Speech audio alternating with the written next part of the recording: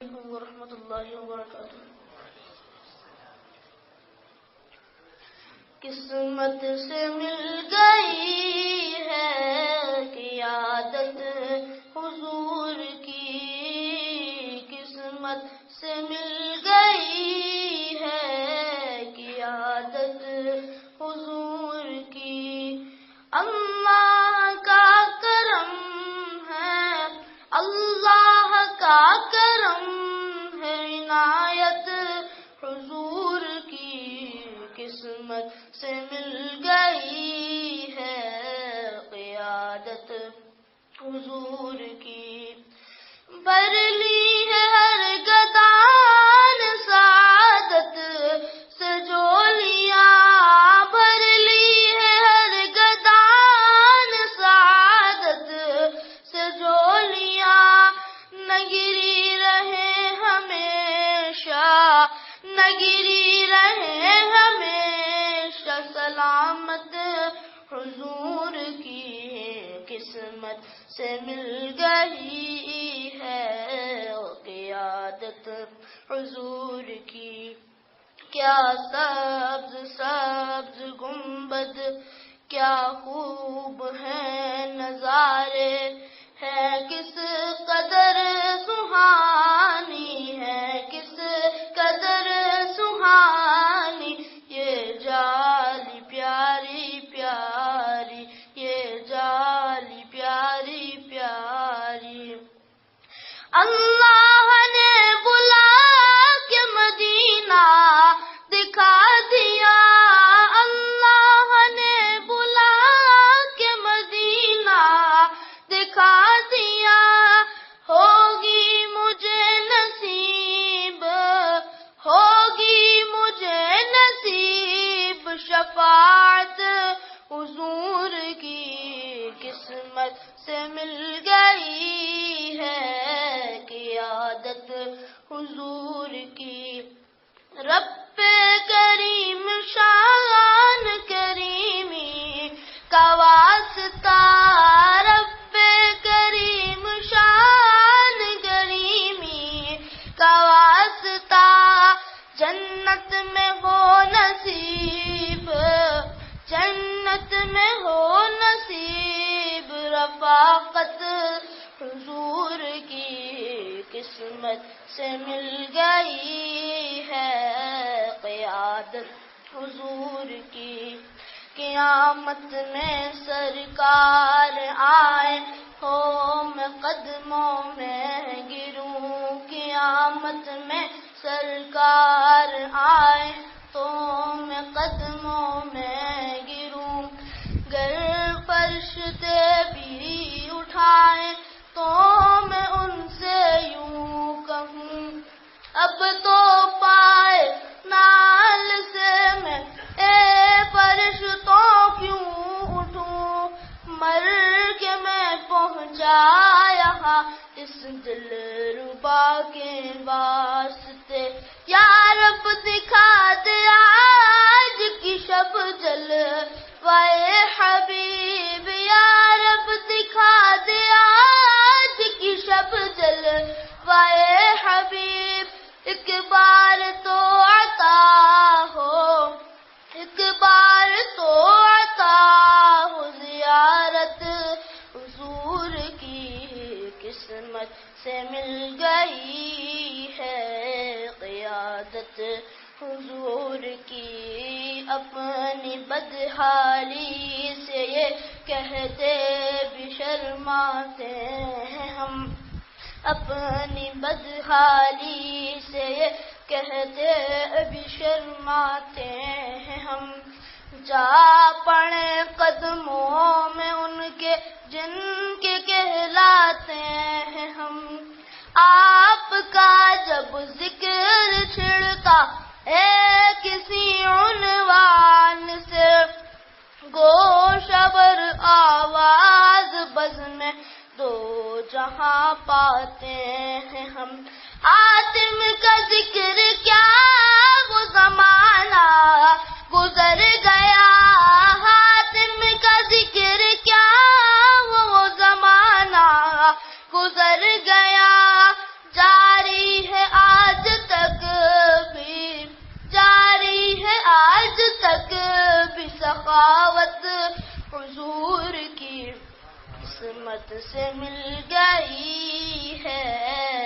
قیادت حضور کی قسمت سے مل گئی ہے، قیادت حضور کی اللہ کا کرم ہے، اللہ کا کرم ہے، عنایت حضور کی قسمت سے مل گئی ہے، قیادت حضور کی.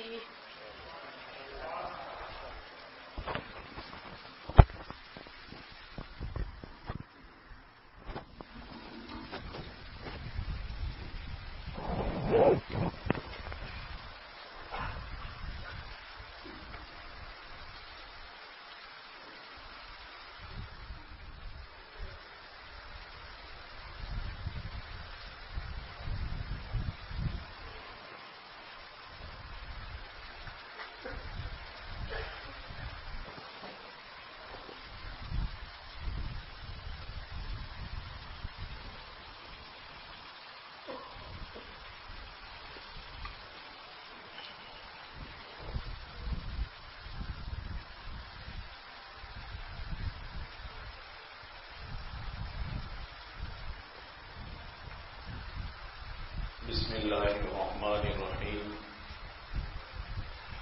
الحمد للہ وکفی وسلام علی عبادہ الذین اصطفی. اما بعد فاعوذ باللہ من الشیطان الرجیم. بسم اللہ الرحمن الرحیم. ان اللہ یأمرکم ان تؤدوا الامانات الى اہلها.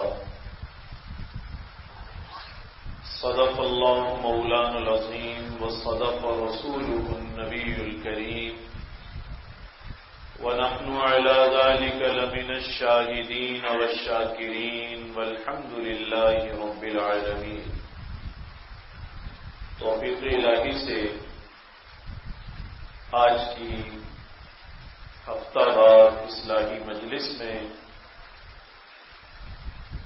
قرآن مجید فرقان حمید کی ایک آیت مبارکہ تلاوت کرنے کی سعادت حاصل ہوئی. دیکھیے آج 14 اگست ہے اور اس اعتبار سے یہ دن خصوصیت کا دن ہے کہ 14 اگست 1947 کو اللہ تعالی نے ہمیں ایک آزاد وطن عطا فرمایا.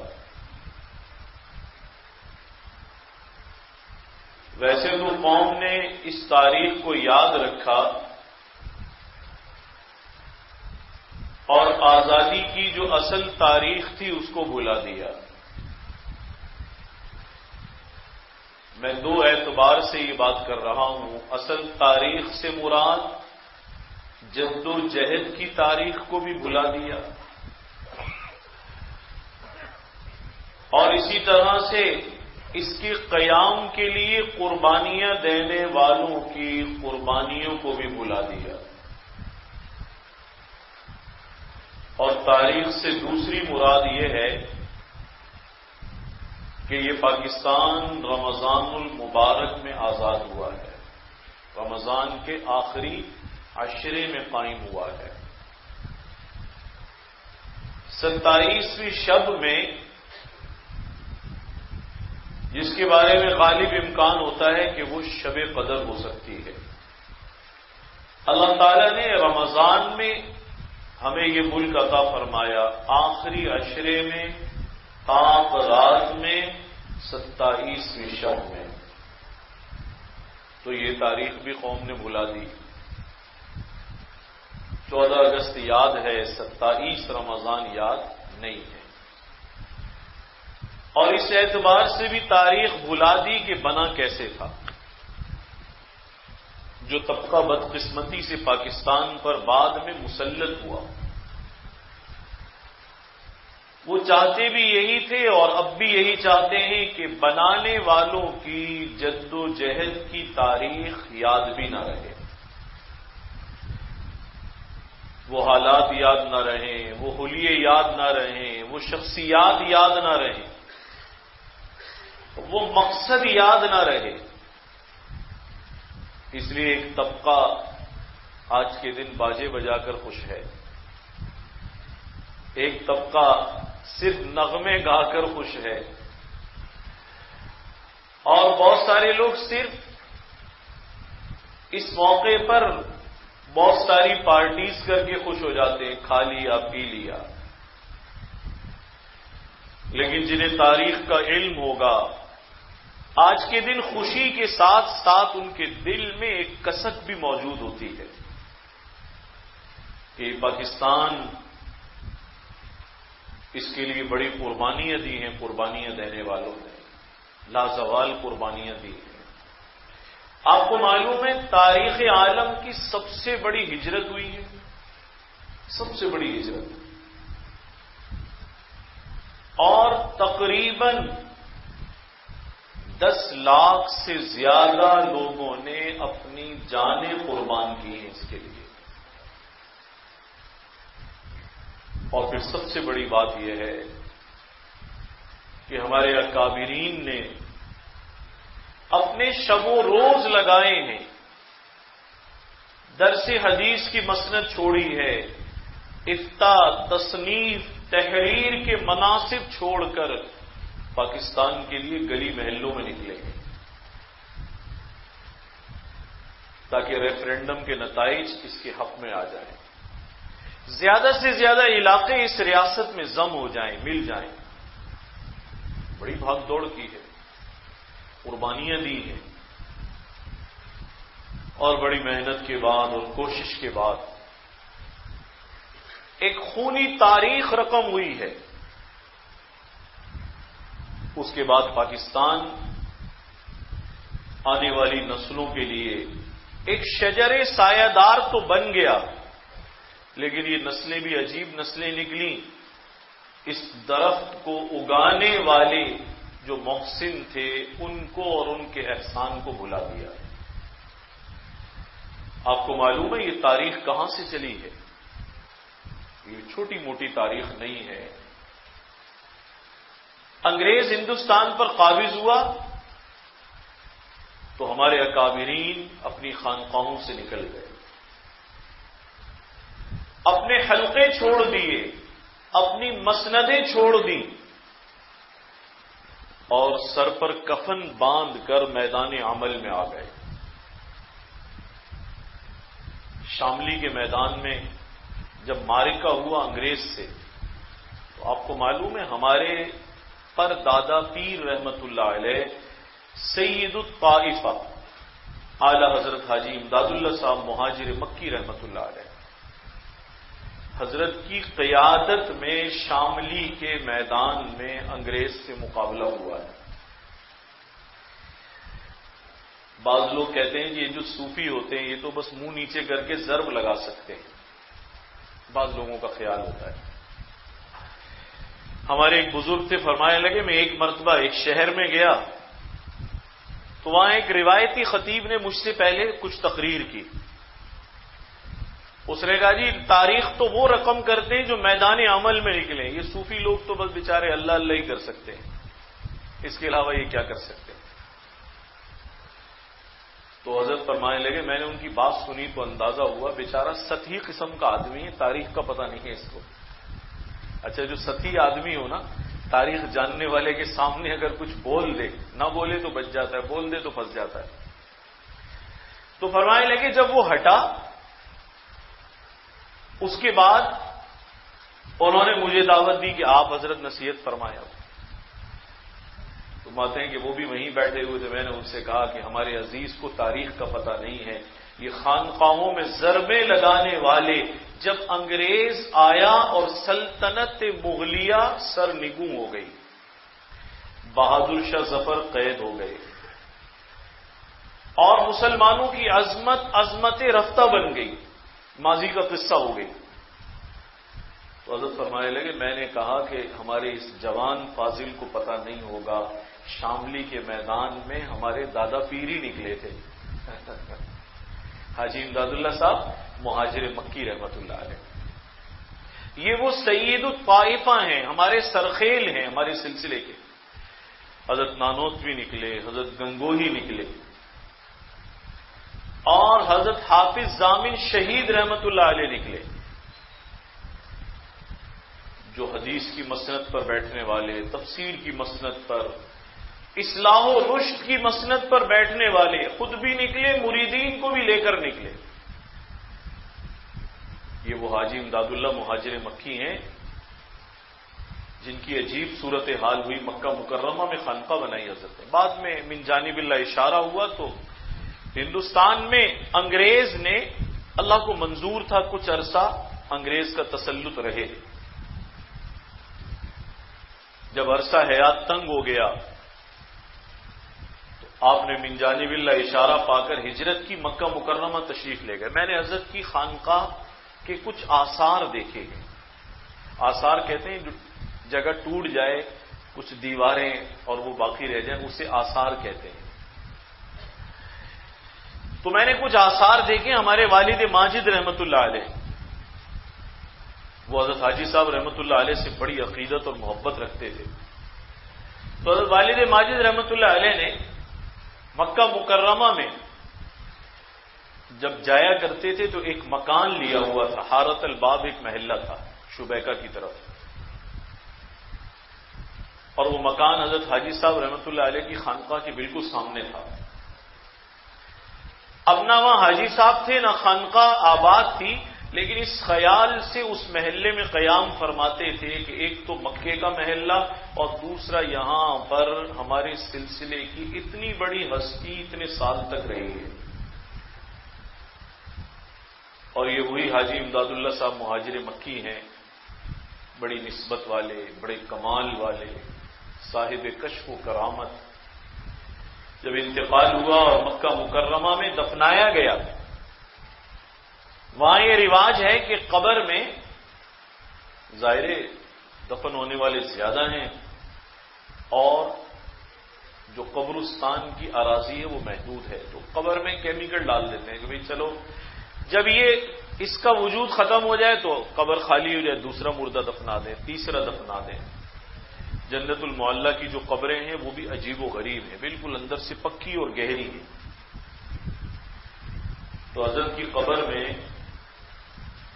کئی مرتبہ 18 یا 19 مرتبہ کیمیکل ڈالا گیا. جب کھولتے تھے ناش گلتی نہیں، ناش گلتی نہیں، اور بالآخر وہ احاطہ مخصوص کر دیا گیا کہ بھئی یہ اللہ کا نیک بندہ ہے. آج بھی مکہ مکرمہ میں مدفون ہے. تو حاجی امداد اللہ صاحب مہاجر مکی رحمت اللہ علیہ نکلے. سب سے پہلے علم بغاوت ہمارے اکابرین نے بلند کیا. اس کو کہتے ہیں تحریک آزادی کا پہلا حصہ، 1857 کے ادوار والا حصہ. اس میں سب کی کوشش تھی کہ ہندوستان انگریز سے آزاد کرا لیا جائے. سب کی کوشش یہ تھی. بڑی قربانیاں دیں. ہندوستان کی تاریخ اٹھا کر دیکھیں.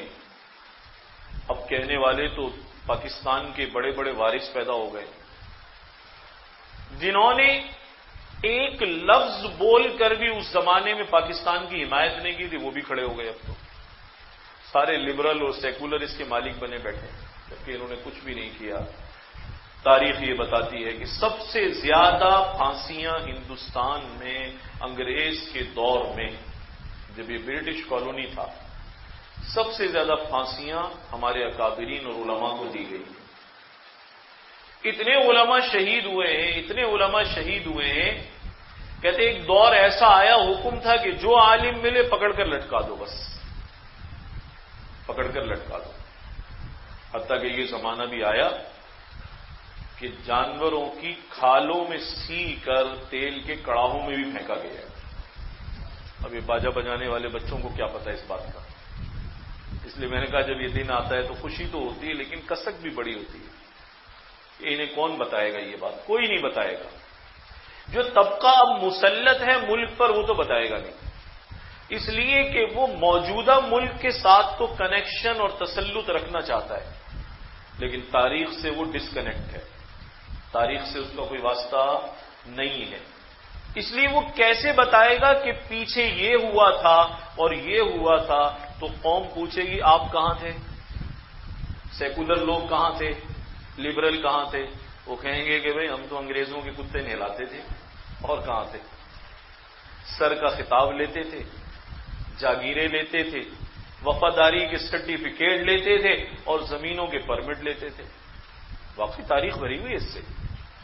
آپ حیران ہوں گے، ملک کے بعض بڑی بڑی مشہور گدیاں ایسی تھیں جنہوں نے جس دور میں ہمارے اکابرین مالٹا میں کالا پانی میں قید ہوتے تھے، اس زمانے میں وہ انگریز کی حمایت کا فتویٰ دیتے تھے۔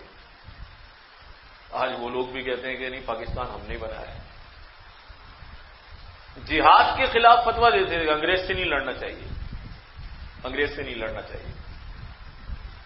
ایسی صورتحال وہ طبقہ آج کیسے ماضی بچوں کو بتائے گا؟ اس لیے کہ یہ قوم پوچھے گی، یہ نسل پوچھے گی کہ ماضی میں تو آپ نظر نہیں آتے، آپ کہاں تھے؟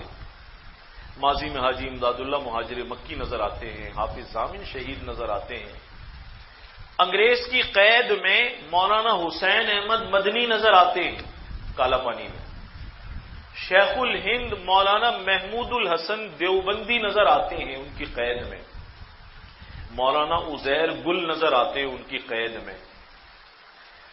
اگر یہ قید والا تذکرہ چھیڑ دے بچوں کے سامنے تو وہ پوچھیں گے کہ آپ کیوں نہیں نظر آتے، اور آپ کے بڑے کالا پانی میں کیوں نہیں گئے؟ آئے گا نا سوال۔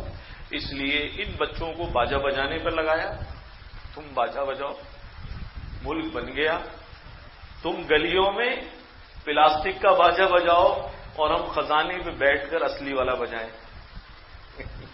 آ رہی ہے سمجھ بات کچھ کیا ہو رہا ہے آج کل؟ اس ساری قوم کو، نوجوانوں کو باجا بجانے پر لگایا۔ تم ادھر مشغول رہو، ہسٹری ان کو نہیں پڑھائی جاتی۔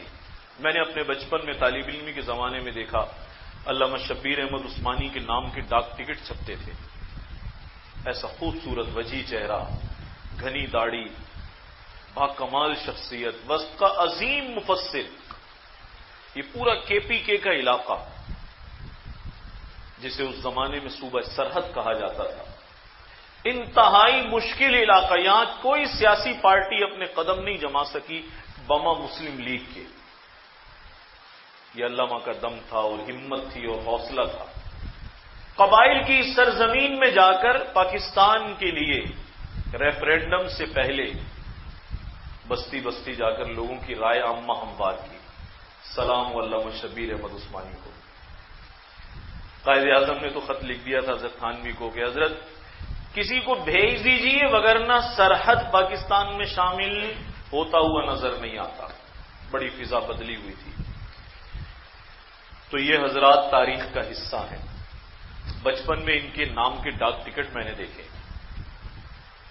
باقاعدہ ہم نے خطوں پر لگائے، حضرت کو خط لکھتے تھے، ڈاک ٹکٹ چپکانے پڑتے تھے نا۔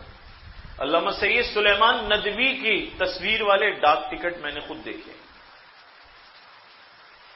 اور بہت سارے لوگوں کو دیکھے۔ اچھا آپ حیران ہوں گے، سر سید احمد خان کا نام ابھی تک باقی رکھا ہوا ہے انہوں نے، سر سید احمد خان کا نام باقی رکھا ہوا ہے۔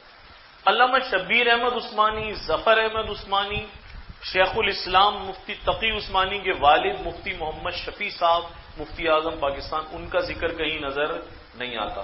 سر سید کا نظر آتا ہے، جبکہ سر سید نے تحریک پاکستان میں حصہ بھی نہیں لیا بیچارے نے، نظریات بھی ٹھیک نہیں تھے، نیچری تھے یہ، نیچری ہندوستان میں انگریزوں کے آنے کے بعد ایک نئی سوچ ابھری اور ایک نیا فرقہ اس نے جنم لیا۔ پہلے بھی دو قومی نظریے کا ذکر کیا، دو قومی نظریہ، ٹو نیشن تھیوری، اور حقیقت یہ ہے کہ کچھ عرصے کے بعد اگر کوئی یہ کہے گا، لگتا ہے ایسے 5-10 سال 15 سال کی بات کو کہے گا کہ پاکستان دو قومی نظریے کی بنیاد پر بنا تھا، تو لوگ حیران ہو کر پوچھیں گے یہ کیا چیز ہوتی ہے؟ لوگوں کی نظریہ کیا ہوتا ہے، شاید لوگ اس کو سمجھنے والے بھی نہیں ہوں گے، سمجھنے والے بھی نہیں ہوں گے۔ ریاست مدینہ کے ماڈل پر پاکستان کا قیام عمل میں لایا گیا۔ وہی سوچ رکھ کر اللہ کے نبی نے مکہ مکرمہ چھوڑا تھا کہ چلو بھائی ہم الگ رہیں، ان کے ساتھ رہتے تو اپنے دین پر عمل کرنا دشوار ہے، ہم الگ ریاست بنا لیں، مرکز بنا لیں، دین پر عمل کرنے میں آزاد ہوں، ہماری تہذیب، ہماری ثقافت، ہمارا تمدن، ہمارا دین الگ ہے، اور اگر یہ ہمارے ساتھ رہنے کی چاہیں تو بطور ذمہ کے اور اقلیت کے امن کے ساتھ رہ سکتے ہیں۔ آج پاکستان میں اقلیتیں امن کے ساتھ ہیں، سکون کے ساتھ ہیں، ترقی کر رہی ہیں، اس لیے کہ اس ٹکڑے میں اسلام ہے، اور ہندوستان میں جو اقلیتوں کا حشر ہے وہ آپ کے سامنے ہے۔ آج کل لوگ مہم چلائی ہوئی گھر کو واپس آ جائے، گھر کو واپسی کی مہم چلائی ہوئی وہاں، بعض لوگوں کے پیٹ میں درد ہوتا ہے، کہتے نہیں کرنا چاہیے تھا، کیا ضرورت تھی، بلا وجہ بنا دیا، اچھا والا ملک کا تقسیم کر دیا۔ میں ان سے کہتا ہوں ابھی بھی بگڑا تو کچھ نہیں، ہندوستان تو اپنی جگہ کھڑا ہے نا، تو وہاں پر چلے جاؤ، کیوں نہیں چلے جاتے؟ وہاں جاؤ اور پھر دیکھو بی جے پی والے تمہارا کیا حشر کرتے ہیں، شیو سینا والے تمہارا کیا حشر کرتے ہیں۔ 6 سال پہلے مہم چلائی، 5 لاکھ روپے لو تو واپس ہندو ہوگا، پھر تمہارے بڑے ہندو تھے، بعد میں مسلمانوں کی حقوق آئیں گی، تم بھی کیا ہو گئے، مسلمان ہو گئے، اس کی اصلی مذہب اور گھر کی طرف آ گئے۔ اتنا خاص تو وہاں پر آج کی ریاست مدینہ کے ماڈل کو فالو کیا گیا، ہمارے اکادمی نے اس کی حمایت کی۔ حضرت خان جی رحمۃ اللہ علیہ کھڑے ہو گئے، ہزاروں لاکھوں مریدین تھے، جب شیخ کھڑے ہوئے تو ساری مریدین کی حمایت میں کھڑے ہوئے۔ پھر حضرت خان جی رحمۃ اللہ علیہ کوئی عام جدی نشین نہیں تھے، حکیم الامت، عالم اسلام کی اور تاریخ اسلامیہ کے سب سے بڑے مصنف تھے، عظیم مشائخ میں سے تھے۔ آپ کے حلقے میں کوئی عوام الناس نہیں تھے، وقت کے بڑے بڑے جلیل علماء اور خطباء اور بڑی بڑی عظیم ہستیاں، مفتی محمد شفیع صاحب، علامہ ظفر احمد عثمانی، شبیر احمد عثمانی، مولانا خیر محمد جالندری، مفتی محمد حسن صاحب امرتسری، بڑی بڑی شخصیات ہیں۔ بر صغیر میں بڑے بڑے نام، مولانا عبد الماجد دریا بادی، مولانا عبد الباری ندوی، سید سلیمان ندوی، جتنے بڑے بڑے نام تھے، غالب اکثریت حضرت سے وابستہ تھی۔ جب حضرت کھڑے ہوئے پاکستان کے لیے تو وہ سب بھی کھڑے ہوئے۔ ایک بڑی طاقت، ایک قوت ان حضرات کے کھڑے ہونے سے جان تحریک میں پڑ گئی، ورنہ چند سال پہلے تک لوگوں کا خیال تھا کہ یہ تحریک چڑھتی ہوئی نظر نہیں آ رہی۔ کانگریس ظاہر اکثریتی جماعت تھی، ہمارے اکادمین کھڑے ہوئے اور اسی خیال سے پاکستان کے لیے قربانیاں دی، محنت کی کہ یہ ایک ریاست بن جائے گی، ایک مسلمانوں کا مرکز بن جائے گا، اس میں اسلام پر عمل کرنے میں آزاد ہوں گے، کہ ساری امت کے لیے ایک مثال قائم ہو جائے گی، مثال قائم ہو جائے گی۔ علامہ ظفر احمد عثمانی جنہوں نے بنگال میں ریفرینڈم کے زمانے میں مہم چلائی، آپ انہیں کوئی چھوٹا آدمی سمجھ نہیں، 21 جلدوں میں عربی زبان میں فقہ حنفی کے دلائل پر اتنا بڑا سیٹ اس عظیم محدثین نے مرتب کیا، ہمارے دارالحکومت میں موجود ہے، اعلاء السنن کے نام سے، اور اپنے وقت کے بہترین مصنف سب کو چھوڑا پاکستان کے لیے، اور گلی گلی جا کر جلسے کیے، رائے آنکھوں کو ہموار کیا، لوگوں کو یقین دلایا پاکستان اسلام کے لیے بن رہا ہے، یہ زمین کا ٹکڑا نہیں لے رہے، پاکستان کس کے لیے بن رہا ہے؟ اسلام کے لیے۔ اسی لیے تو نعرہ لگتا تھا، بن کے رہے گا ہندوستان، بن کے رہے گا پاکستان۔ پاکستان کا مطلب کیا؟ لا الہ الا اللہ۔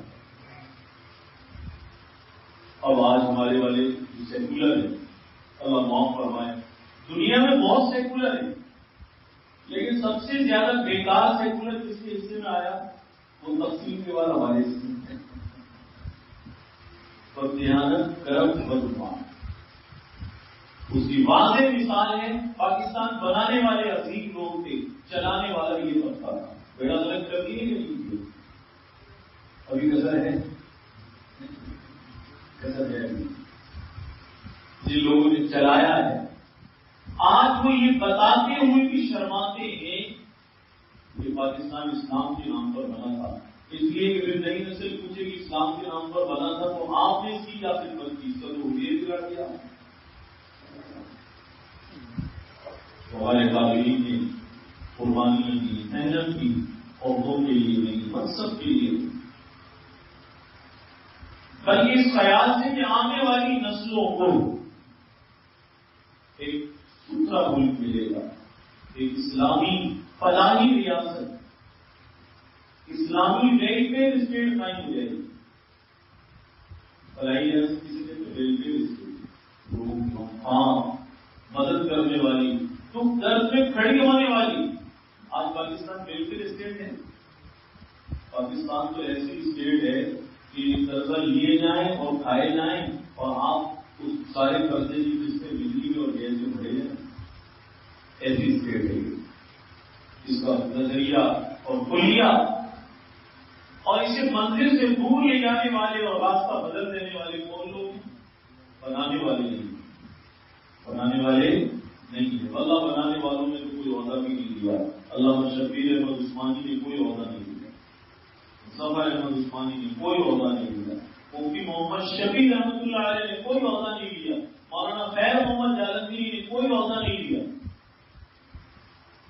جنہوں نے عہدے لیے حساب بھی وہ تھے جو علماء محنت کر گئے, خون دے گئے, قربانیاں دے گئے. اس زمانے میں بڑے بڑے اقدامات لگے تھے خانوی رحمۃ اللہ علیہ جو ملک کو متحد رکھنے کے قائل تھے. وہ کہتے تھے بھائی یہ انگریز کی چال معلوم ہوتی ہے, ملک کو توڑو. حضرت خانوی رحمۃ اللہ علیہ اور بہت سارے لوگوں نے اس دور میں الزام لگایا کہ لگتا ہے انگریز کی سازش کا شکار ہو. حضرت نے برملا اظہار کیا, دیکھنا ہم عہدے کے لیے پاکستان بنانا نہیں چاہتے, ہم چاہتے ہیں مسلمانوں کو عزت کی منزل مل جائے, ٹھکانا مل جائے, مسلمانوں کو ایک فلاحی ریاست مل جائے. آج بہت سارے لوگ بولتے ہیں پاکستان کا بننا ٹھیک نہیں تھا, یا پھر یہ نتیجہ صاحب کیسے ہوا اگر بننا ٹھیک تھا. اور پاکستان کا بننا اللہ تعالی کا عظیم انعام تھا, انعام ہے. شیخ الاسلام حضرت مولانا مفتی محمد تقی عثمانی دامت برکاتہ آج میں کلامہ میں اس موضوع پر بیان کر رہا تھا. مجھے بھی یہ بات سنی, حضرت نے لکھا ہے, میں نے دنیا کے لیے واقعی ہمارے بزرگوں میں جتنے سفر حضرت نے کیے شاید ہی کس لیے کیے. میں نے دنیا کے لیے میں شریفین کو چھوڑ کر پاکستان جیسا کوئی نظر نہیں آتا. اللہ نے کتنے موسم, ایسے بہترین خطے, ایسے خوبصورت علاقے. آپ گرم ترین علاقے میں پاکستان میں وہ علاقے ہمارے ہیں جہاں ان مہینوں میں 45 سے 50 ڈگری سینٹی گریڈ ہوتا کر جا رہا ہے ٹیمپریچر, اور وہ بھی ہیں جہاں اس وقت -15 ڈگری. ایسے جتنے دنیا کے ممالک سے ایک جگہوں پر ہے کہ اتنا ہر وہ موسم بھی ہو, مختلف پھل ہو, اللہ تعالیٰ نے ہر نعمت دی ہو, سمندر دیا ہو, دریا دیے, قدرت نے تو بہترین خطہ دیا, بنانے والوں نے بہترین خدمت کی. اللہ کا بہترین انعام ہے. حضرت فرماتے پاکستان جیسا ملک بننے کی بات نہیں ہوتی. جیسی دین کی آزادی ہے, مساجد مدارس کام کر رہے ہیں, بہت بڑا نیٹ ورک یہاں دین کا موجود ہے. جیسی دین اسلام پر عمل کرنے میں یہاں آزادی ہے, جیسی اظہار رائے کی یہاں آزادی ہے, دنیا کے کسی ملک میں اس کا تصور نہیں. لیکن کاش جو بنانے والوں کا جذبہ تھا, چلانے والے کی کچھ سوچ کے لوگ ہوتے تو کیا بات تھی.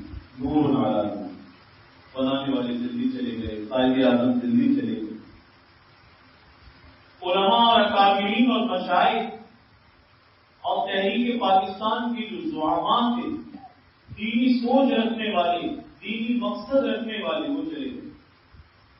آج لوگ کہتے ہیں قائد اعظم نے سیکولر اسٹیٹ بنائی, وہ تو نہیں کہتے تھے مذہبی. ارے بھائی اس زمانے کی تحریریں پڑھ لو، اپنے اندر کا ذہن میں باہر لا دو. کیا چڑھ ہے تمہیں اسلام سے اور پاکستان میں اسلامی نظام آنے سے؟ تمہاری اس چڑ اور سوچ نے ملک برباد کر دیا. لیکن بدقسمت ایسے ہی ابھی ٹھنڈے ہو کر بیٹھتے نہیں، ابھی بھی وہ رٹا ہوا تجربہ کرنا چاہتے ہیں. اس لیے ملک کامیاب نہیں ہو رہا کہ اس کے راستے پر تم نے چلنے نہیں دیا. قائد اعظم سے جب پاکستان بنا ایک ہندو صحافی نے سوال کیا، تو پاکستان جانتے تھے کہ علماء بھی لگے ہوئے اس کے بنانے میں، قائد اعظم کے ساتھ بڑی بڑی شخصیات بھی ہیں، بڑے بڑے نام آتے تھے اس دور میں. اس نے کہا پاکستان میں مولویوں کی حکومت کیسے رہے گی؟ ظاہر اسلام کے نام پر بار بار بات ہوتی تھی، اسلام کے نام پر پاکستان بن رہا ہے، اسلام کے نام پر بن رہا ہے. قائد اعظم نے اسٹیٹ بینک کا افتتاح کیا، صاف تقریر میں کہا میں امید کرتا ہوں کہ اسٹیٹ بینک اسلامی مالیاتی نظام کو پاکستان میں رائج کرنے کی کوشش کرے گی. آج اسٹیٹ بینک کہاں کھڑا ہے؟ قائد کا فرمان کہاں ہے؟ تو صحابی نے پوچھا پاکستان میں ملاؤں کی مولویوں کی حکومت کیسی رہے گی؟ قائد اعظم بار بار اسلام کی بات کرتے تھے تو اس نے چپتا ہوا سوال کیا مولویوں کی حکومت کیسی رہے گی پاکستان میں؟ قائد اعظم بھی بڑے ذہین انسان تھے، انہوں نے فرمایا ہندوستان میں پنڈتوں کی حکومت کیسی رہے گی؟ وہاں وزیر اعظم پڑھنا تھا پنڈت جواہر لال نہرو. فوراً پوچھا کہ وہاں پنڈتوں کی حکومت میں کیسی رہے گی؟ آپ نے یہ نہیں کہا کہ کون سے مولوی کیسا اسلام جو آج ہمارا سیکولر بات کرتا ہے اور خدا کی قسم بنانے والے محسن ہیں، حضور بنانے والوں کا نہیں، حضور چلانے والوں کا، جنہوں نے لوٹ کا زور کی. آج بھی یہ حالت ہے. ہمارا نظام تعلیم اللہ اس کا حافظ ہے، خدا کرے اس میں کوئی بہتری آ جائے، اچھے لوگ آ جائیں. ماہرین تعلیم کا حال یہ ہے بچوں کے بستے اور بیگ کو بڑے کرتے جا رہے ہیں. اس سسٹم سے جو نسل نکل کر باہر آ رہی ہے وہ جس عہدے منصب سیٹ پر بیٹھتے ہیں اسے گھن کی طرح جب تک آ نہ جائے اس وقت تک اسے قرار نہیں آتا. کتنی کرپشن ہو چکی ہے نظام کے اندر. کاش بنانے والوں کے نظریے کو پیش نظر رکھتے، مقصد پر نظر رکھتے.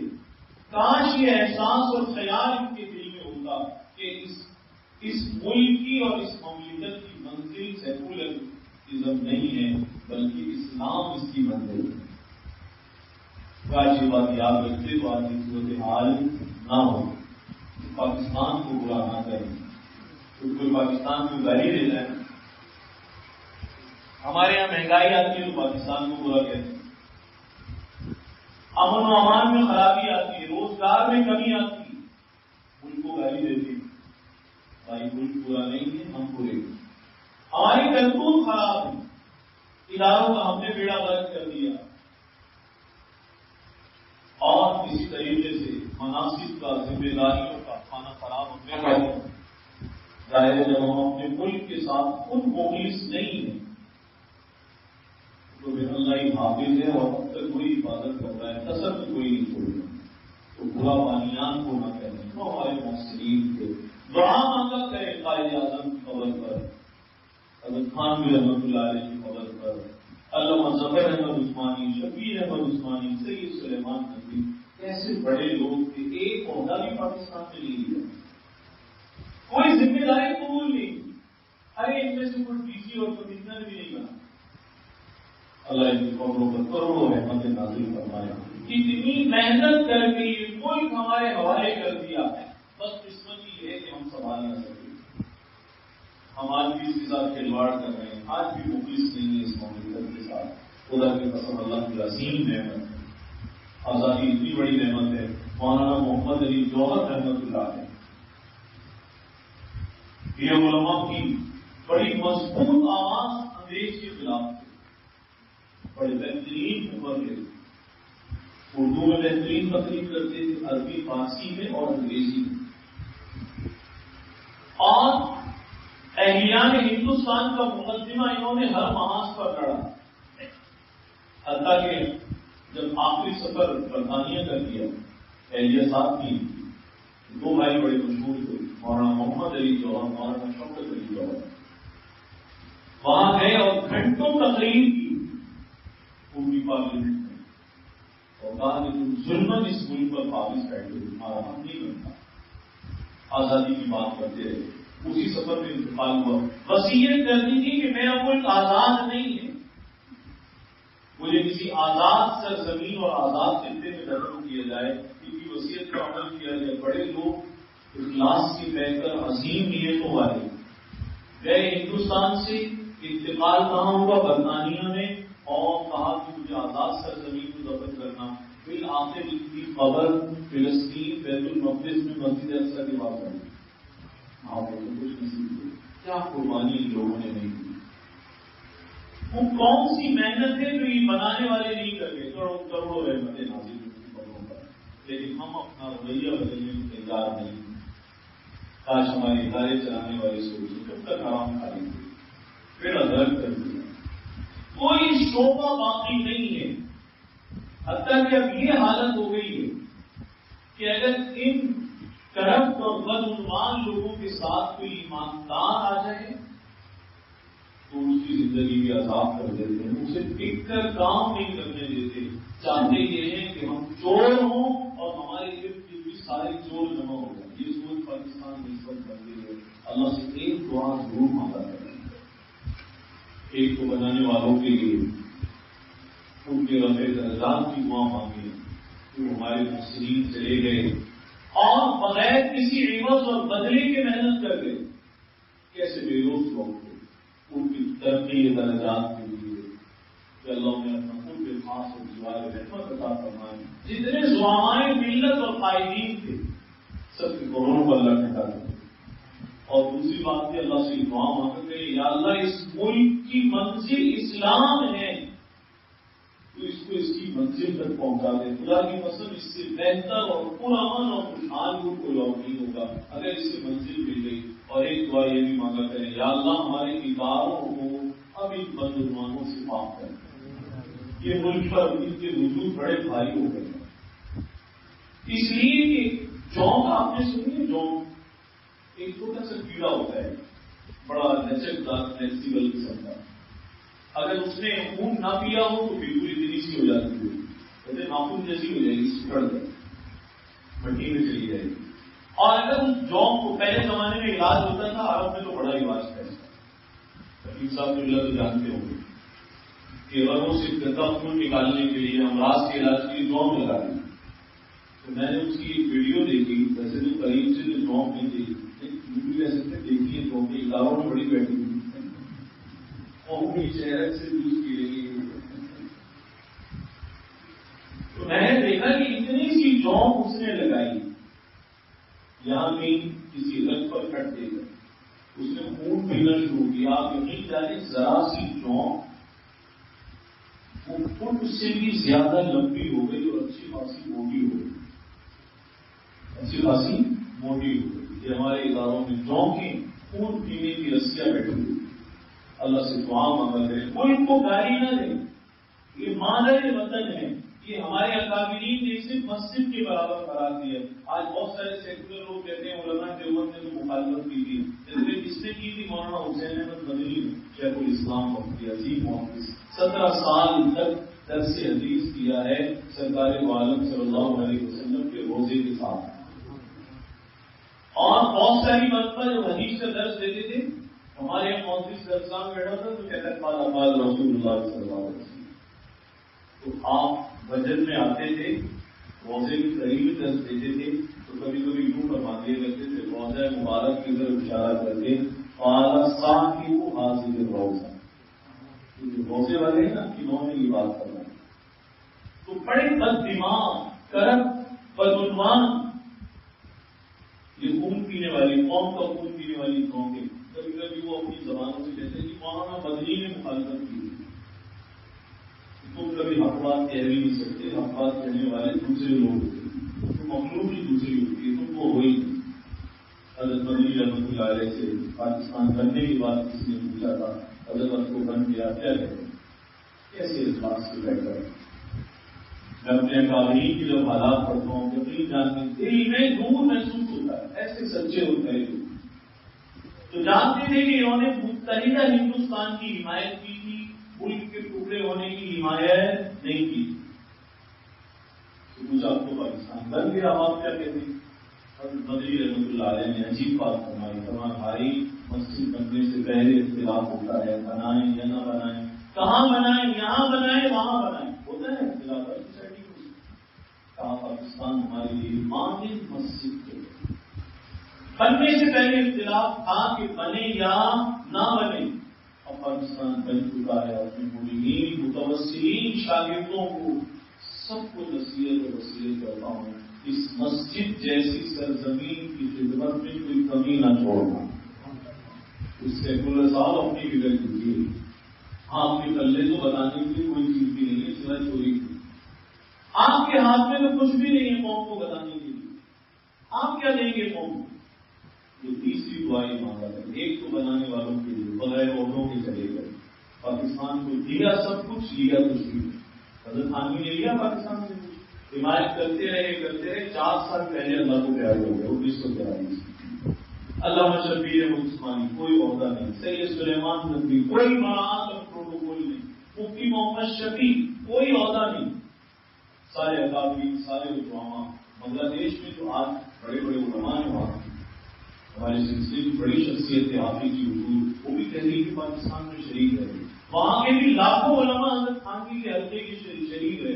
کسی نے کچھ بھی نہ یہاں والوں نے لیے نہ وہاں والوں نے. ایک دعا یہ کیا کرے اللہ تعالیٰ ان کی قبروں کو نور سے بھر دے، بڑی قربانیاں دے. دوسری دعا یہ مانگا کرے یا اللہ اس ملک کو منزل عطا کر دے، اس کی منزل اسلام، اس کی منزل اسلام. اور تیسری دعا ملک کو گالی نہ دے. دن جمعی سے یہ دعا مانگے یا اللہ ہمارے اداروں محکموں کو اہل لوگ عطا فرما، نہ اہل کرپٹ اور بدعنوان جونکے جو پچھلے 76 سال سے اس کی شہرت سے چمٹ کر خون پینے والے ہیں. یا اللہ ان سے زمین کو معاف کرنا. اب قوم ان کا بوجھ نہیں اٹھا سکتی، یا تو یہ رہیں گے یا یہ رہیں گے. ایسی حالت ہو گئی ہے.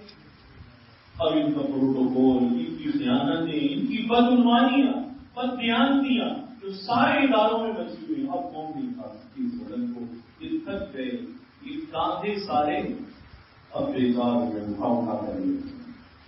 اب سکت قوم میں نہیں ہوئی. تو یہ تیسری دعا مانگا کریں یا اللہ اہل لوگ ہمیں عطا فرما دے، اہل حکمران عطا فرما دے. اس ملک کا غم رکھنے والے، ملت کا غم رکھنے والے، دین کا غم رکھنے والے اچھے لوگ ہمیں عطا فرما دے. ہمیں نہیں پتا یا اللہ ان میں سے کون اچھا ہے. آپ تو جانتے ہیں بندوں میں سے کون بہتر ہے. اس ملک کو ملت کے لیے، قوم کے لیے کون بہتر ہے. تو میرے عزیز کو آخری بات کہوں گا، ملک کو گالی نہیں جاتا ہے.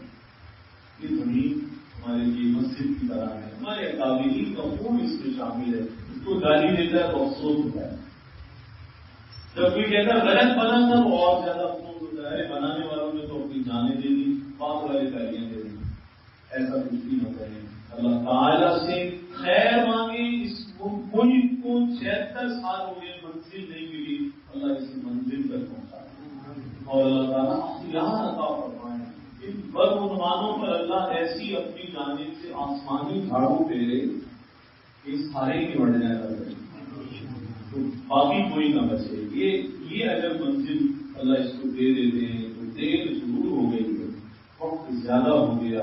76 سال کم نہیں ہو گئے، لیکن بھائی نسلیں چلی گئی خیر کے انتظار میں. لیکن اگر ہمیں یا ہم سے پہلوں کو وہ منزل نہ ملی، اب والوں کو یا آنے والوں کو اللہ تعالیٰ وہ فلاحی منزل عطا فرما دیں، تو اسلام کی بہاریں اس ملک میں دکھا دیں. تو دیر آیت درست آیت کا مستعار اللہ کی اس کو